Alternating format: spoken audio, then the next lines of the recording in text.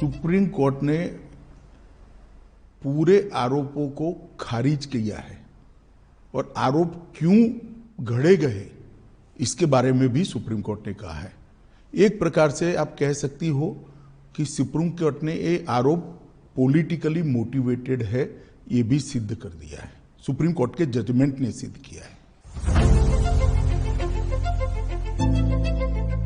देश का इतना बड़ा नेता एक शब्द बोले बगैर सभी दुखों को भगवान शंकर के विषपान की तरह गले में उतारकर सहन कर कर लड़ता रहा और आज जब अंत में सत्य सोने की तरह बह रहा है, चमकता हुआ बह रहा है, तो आनंद ही होगा। मैंने बहुत नजदीक से मोदी जी को इस दर्द को झेलते हुए देखा है, इस आरोपों को झेलते हुए देखा है और सब कुछ सत्य होने के बावजूद भी क्योंकि न्यायिक प्रक्रिया चालू है, हम कुछ नहीं बोलेंगे। इस स्टैंड को कोई बहुत मजबूत मन का आदमी ही ये स्टैंड ले सकता है। ये अभी जो इंटरव्यू हम कर रहे हैं वो मैं 2003 में भी गुजरात के गृह मंत्री के नाते कर सकता था।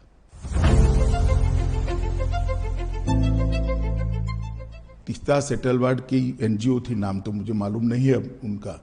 उन्होंने हर थाने में इस प्रकार की भारतीय जनता पार्टी के कार्यकर्ताओं को इन्वॉल्व करने वाली एप्लीकेशनें दे दी थी और मीडिया का दबाव इतना था कि सभी एप्लीकेशनों को सच मानकर ट्रीट किया गया। जनमानस ने, जनता ने कभी भी ये आरोप को स्वीकारा नहीं। मीडिया, एनजीओ और हमारी विरोधी पॉलिटिकल पार्टी आरोपों को चलाते गई। एक चला दिया कि सीडी के बारे में, सीडी लेकर राहुल शर्मा चले गए। वहां पर नोटिंग है, नोटिंग साइड पर रोज काम है, उसने अपने रिकॉर्ड में रखा है, कोई कानून को नहीं तोड़ा है और सुप्रीम कोर्ट ने भी इसको स्वीकृत किया है। एसआईटी की रचना हमने नहीं करी थी, देश की सर्वोच्च अदालत ने करी थी। अफसर का चयन भी हमने नहीं करा था, देश की सर्वोच्च अदालत ने एनजीओ को सुनने के बाद करा था। और जो अफसर रखे गए थे वो भारतीय जनता पार्टी के रूल स्टेट से नहीं लिए गए थे, सेंट्रल गवर्नमेंट के लिए गए थे और तब तक सेंट्रल गवर्नमेंट बदल चुकी थी, यूपीए की आ चुकी थी। तो एसआईटी इन्फ्लुएंस नहीं हुई थी? जरा भी इन्फ्लुएंस नहीं। और कोर्ट मॉनिटरिंग केस था, कैसे इन्फ्लुएंस होती?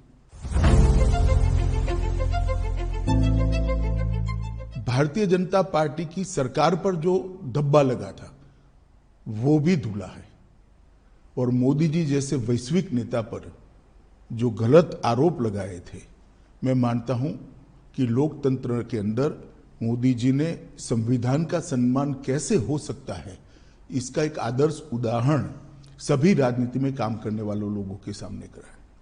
मोदी जी की भी पूछताछ हुई थी, किसी ने धरना प्रदर्शन नहीं करा था। देश भर से कार्यकर्ता आकर मोदी जी के समर्थन में सॉलिडारिटी के लिए खड़े नहीं हुए थे। हम कानून को कोऑपरेट किए थे, मेरी भी अरेस्ट हुई थी, कोई धरना प्रदर्शन नहीं करे थे। आज कोर्ट ने स्पष्ट कर दिया कि सरकार ने दंगा रोकने के लिए भरसक प्रयास किए। कोर्ट ने यह तय कर दिया कि मुख्यमंत्री ने बार बार शांति की अपील की थी। कोर्ट ने यह तय किया घटनाएं मतलब ट्रेन जलाने की घटना के बाद जो दंगे हुए वो सुनियोजित नहीं थे, स्वप्रेरित थे। ये भी कोर्ट ने आज जजमेंट में कह दिया। और तहलका द्वारा किए गए स्ट्रिंग ऑपरेशन को भी कोर्ट ने खारिज कर दिया, क्योंकि इसका आगे पीछे का पूरा फुटेज जब आया तब मालूम पड़ा कि स्ट्रिंग ऑपरेशन पॉलिटिकली मोटिवेटेड है। जिस तरह से 60 लोगों को जिंदा जला दिया था उसका समाज में आक्रोश था और जब तक दंगे नहीं हुए तब तक किसी ने इसका क्रिटिसिज्म भी नहीं किया, accept Bharatiya Janata party. Congress party का एक भी स्टेटमेंट, पार्लियामेंट चल रही थी उस दिन, किसी ने दुख भी व्यक्त नहीं किया।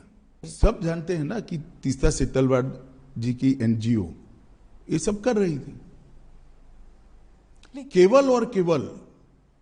और उस वक्त जो यूपीए की सरकार आई उसने ढेर सारी मदद करी है तीस्ता सेटलवाड की एनजीओ को, ढेर सारी मदद करी है, सबको मालूम है, पूरे लुटियन दिल्ली को मालूम है। गुजरात में तो आपकी सरकार थी इतने समय। गुजरात में हमारी सरकार थी, मगर जो एनजीओ थे उसको भारत सरकार ने मदद करी है, सब जानते हैं। और केवल मोदी जी को टारगेट बनाकर ये सब किया गया।